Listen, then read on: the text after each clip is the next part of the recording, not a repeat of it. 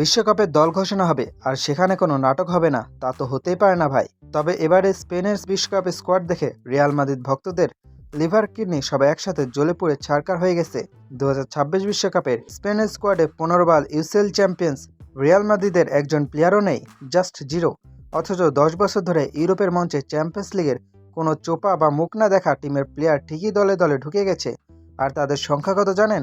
1-2 জন না, পুরো 8 জন, মানে বার্সেলোনার একঝাঁক প্লেয়ার দিয়ে স্কোয়াড ভর্তি।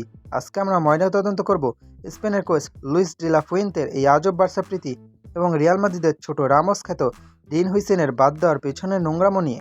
এখন বার্সা ভক্তরা আবার কুকড়ে উঠে বলতে পারেন, আরে ভাই ইতিহাস দেখছেন? এর আগে যখন স্পেন 2010 সালে একমাত্র বিশ্বকাপটা জিতেছিল, তখনও তো বার্সার প্লেয়ার ছিল ঠিক 8 জন। হ্যাঁ ভাই, লজিক মানলাম, সেবার জাভি, ইনিয়েস্তা, পুয়েলেদের কাঁধে ভর করেই স্পেন বিশ্বজয় করেছিল। কিন্তু দয়া করে বর্তমানের সাথে সেই স্বর্ণযোগ মেলাইতে যাইয়েন না। আর তাছাড়া ইতিহাসটা যদি পুরোপুরি ঘাটেন, তবে দেখবেন সেবার কিন্তু রিয়াল মাদ্রিদেরও বেশ কয়েকজন কিংবদন্তি প্লেয়ার স্কোয়াডে দাপটের সাথে খেলেছিলেন। সার্জিও রামোস রাইট ব্যাক কাঁপিয়েছিলেন, মাঝমাঠে ছিলেন শাবি আলোনসো, আর বেঞ্চে ছিলেন আলভারো আরবেলাও। গোলবারে তো সেন্ট ইকার ক্যাসিয়াস ছিলেনই। অর্থাৎ রিয়াল আর বার্সার একটা খতরনাক ব্যালেন্স ছিল সেবার। কিন্তু এবার ফুয়েন্তে মামা রিয়াল মাদ্রিদের ওপর এমন নিষেধাজ্ঞা জারি করেছেন যে সান্তিয়াগো বার্নাব্যুর দিকে ভুলেও তাকাচ্ছেন না। 15টা ইউসিএল ট্রফি যেন তাদের চোখের সামনে কেবলই একটা প্লাস্টিকের ডাব্বা।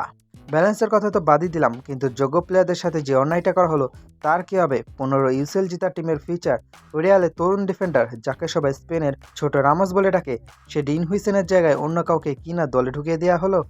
হুইসেনের মতো একজন সলিড, ফিজিক্যাল এবং মডার্ন সেন্টার ব্যাককে বিশ্বকাপের মতো বড় মঞ্চ থেকে দূরে রাখাটা কি আসলে কোনো টেকনিক্যাল সিদ্ধান্ত, নাকি এর পেছনে লুকিয়ে আছে অন্য কোনো এজেন্ডা?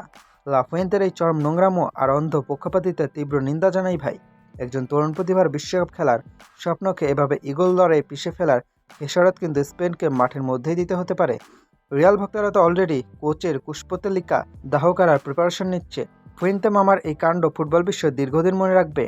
যে প্লেয়ারগুলো গত কয়েক বছর ধরে ইউরোপের বড় বড় ম্যাচে নকআউটে মার খেয়ে অভ্যস্ত, চ্যাম্পিয়ন্স লিগের সেমিফাইনাল বা ফাইনালে প্রেশার কেমন তা যাদের জানাই নাই, তাদের ওপর ভরসা করে লা ফুয়েন্তে এবার কোন সাহসে বিশ্বকাপে বাজি ধরছেন, সেটাই এখন দেখার বিষয়।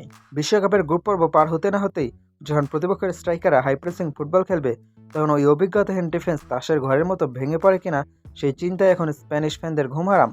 রিয়াল মাদ্রিদের উইনিং মেন্টালিটি বা জেতার ক্ষুধা ট্রফিতে রূপ নাই, আর সেই দলের কাউকে না রাখা মানে আপনি নিজেই নিজের পায়ে কোড়াল মারলেন।